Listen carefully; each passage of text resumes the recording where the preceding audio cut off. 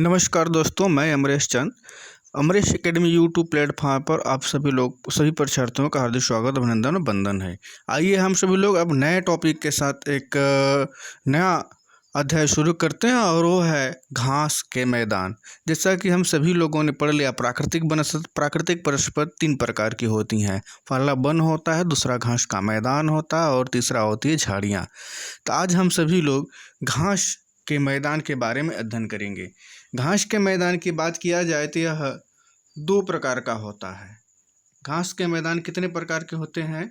2 प्रकार के होते हैं। पहला होता है उष्णकटिबंधीय घास के मैदान, जिसे सवाना मैदान कहते हैं, और दूसरा होता है शीतोष्णकटिबंधीय घास के मैदान। तो आज हम सभी लोग पहले शुरुआत करते हैं उष्णकटिबंधीय घास के मैदान। उष्ण ध्यान देने के, हम लोग जो ग्लोब होता है, इस ग्लोब के एरिया में 30 अंश उत्तर से 30 अंश दक्षिण के मध्य में उष्णकटिबंधीय घास के मैदान पाए जाते हैं, जिसे हम लोग कहते हैं सवाना कहते हैं। जी हाँ दोस्तों, इस सवाना के बारे में हम लोग आज अध्ययन करेंगे। और इसी सवाना वाले क्षेत्र में विभिन्न प्रकार के घास पाई जाती है, और इसका स्पेशल नाम सवाना इसलिए कहा गया है क्योंकि इस एरिया में, अर्थात उष्णकटिबंधीय घास के मैदान में जो सवाना कहा गया है, 30 अंश उत्तर से 30 अंश दक्षिण के क्षेत्र में, तो सवाना का विस्तार सबसे ज़्यादा है, इसलिए इसका नाम सवाना भी रखा गया है। तो सवाना इसी क्षेत्र में सबसे ज़्यादा, अर्थात 30 अंश उत्तर और 30 अंश दक्षिण के एरिया में उष्णकटिबंधीय घास के मैदान है। विस्तार 30 अंश उत्तर और 30 अंश दक्षिण भूमध्य रेखा के दोनों गोलार्ध में। यहाँ पर वर्षा की बात किया जाए तो 25 सेमी से लेकर के 75 सेमी तक की वर्षा यहाँ होती हैं। आगे की ओर हम लोग देखते हैं ये क्षेत्र, कौन कौन से क्षेत्र यहाँ पाए जाते हैं। तो ये क्षेत्रों के बारे में हम लोग अध्ययन करते हैं। यहाँ क्षेत्र होता है सूडान, वेनेजुएला, जाम्बेजी नदी, बेसिन तथा ब्राज़ील के दक्षिणी भाग में।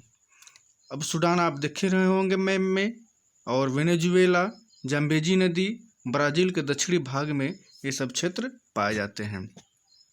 थोड़ा सा एक बार हम लोग इसको मैपिंग करते हैं तो ब्राज़ील आप देख रहे होंगे, सूडान, वेनेजुएला को भी हम दिखाने का एक बार थोड़ा सा प्रयास कर रहे हैं।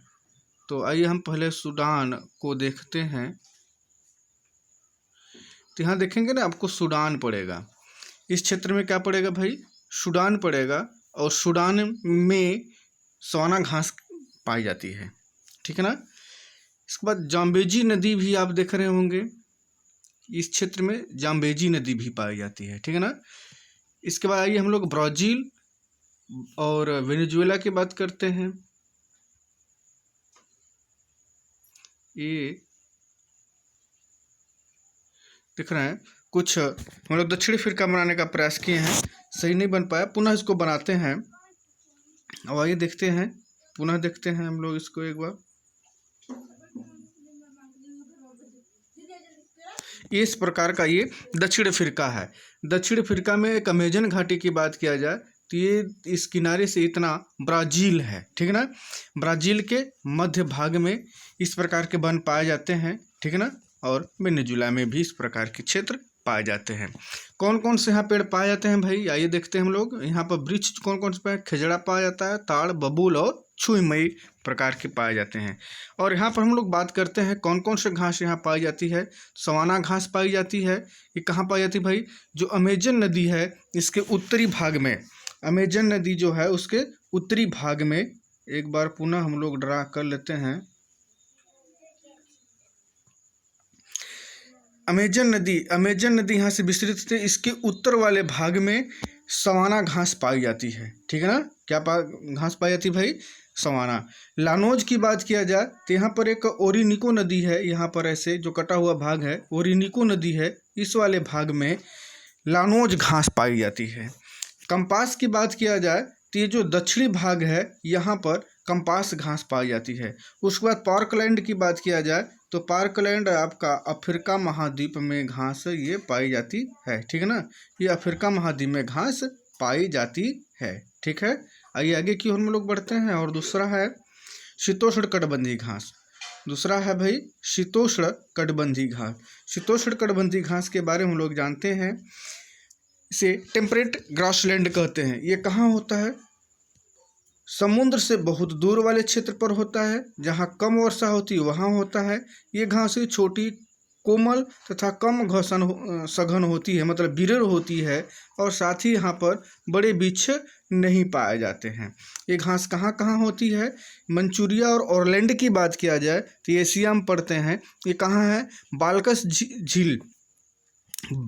झील के समीपवर्ती क्षेत्र में और ओरोडोल मरुस्थल के क्षेत्र में पाए जाते हैं। कौन कौन सी घास पाई जाती है भाई? मंचूरिया और ओरलैंड पाए जाते हैं, ठीक है ना। इसके बाद आगे की बात किया जाए तो स्टेपी की बात किया जाए तो स्टेपी घास कहाँ पाई जाती है? स्टेपी घास पाई जाती है काला सागर के निकट पाई जाती है, ठीक है ना। और प्रेरी की बात किया जाए तो प्रेरी घास को विश्व का खाद्यान्न भंडार कहते हैं। ये कहाँ पाई जाएगी भाई? अमेरिका में सबसे ज़्यादा गेहूँ यहाँ पर पाया जाता है। पैम्पॉस की बात किया जाए तो पैम्पॉस दक्षिणी अमेरिका में होता है। डाउन्स की बात किया जाए तो ऑस्ट्रेलिया में होता है। वेल्स की बात किया जाए तो दक्षिण अफ्रीका में होता है। थोड़ा सा हम लोग इन तीनों लोगों को देखते हैं, स्टेपी को छोड़ करके देखते हैं, और इसके बाद ड्रा में थोड़ा देख लेते हैं हम लोग। आइए देखते हैं भाई। सबसे पहले हम लोग ऑस्ट्रेलिया की बात कर लेते हैं। इस ऑस्ट्रेलिया देखे ना, ये इस यहाँ पर एक विस्तृत पठार का क्षेत्र है। यहाँ पर भेड़ बकरियाँ सबसे ज़्यादा पाले जाते हैं ऑस्ट्रेलिया में।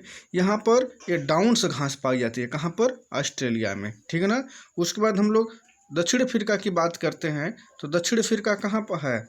आइए हम लोग ड्रा बनाते हैं और दक्षिण अफ्रीका की बात करते हैं तो इसका सबसे निचला भाग दक्षिण अफ्रीका कहलाता है। यहाँ पर किस प्रकार की घास पाई जाती है भाई? वेल्ड्स घास पाई जाती है, वेल्ड्स, ठीक है ना।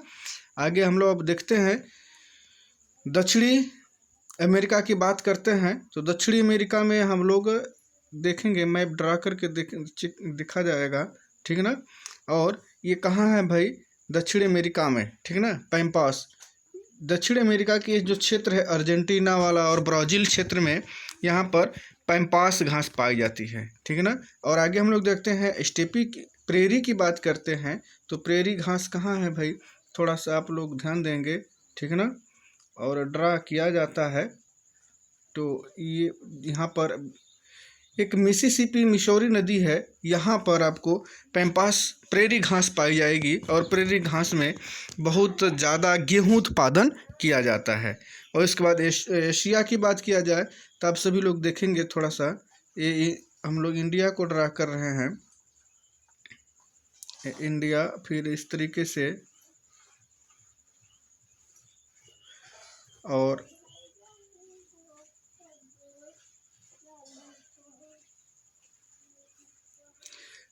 देखेंगे हम लोग यहाँ पर बाल्कस झील नाम सुने होंगे, ठीक है ना।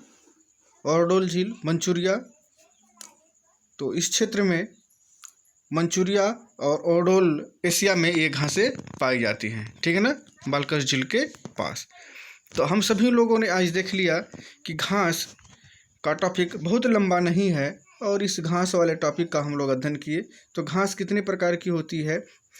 घास का जो क्षेत्र है वो 2 प्रकार का, लेकिन इसके जो विशेष घासें हैं ये कॉम्पिटिटिव परीक्षा में भी भाई बहुत बार पूछे जाते हैं, और इस बार भी ये परीक्षा में कई बार आर्थिक भूगोल के अंतर्गत पूछे गए 4th सेमेस्टर में, ठीक है ना। तो याद रखिएगा मंचूरिया और लैंड ये कहाँ पाई जाती है? एशिया में पाई जाती है, बाल्कस झील के समीप पाई जाती है। स्टेपी कहाँ पाई जाती है? काला सागर के निकट पाई जाती है, काला सागर के निकट पाई जाती है, जिससे काला सागर के पहले ही सूडान, ठीक है ना, सॉरी काला सागर के पहले इधर तुर्की और उधर यूरोप वाले क्षेत्र में। प्रेरी अमेरिका में गेहूं के लिए सबसे ज़्यादा क्षेत्र है। पैम्पास दक्षिण अमेरिका में, डाउन्स ऑस्ट्रेलिया में, और वेंड्स दक्षिण अमेरिका में। ये बहुत बड़ा टॉपिक नहीं था दोस्तों, आज बस इतना ही। फिर मिलते हैं हम लोग नए टॉपिक में, तब तक के लिए नमस्कार, जय हिंद, वंदे मातरम।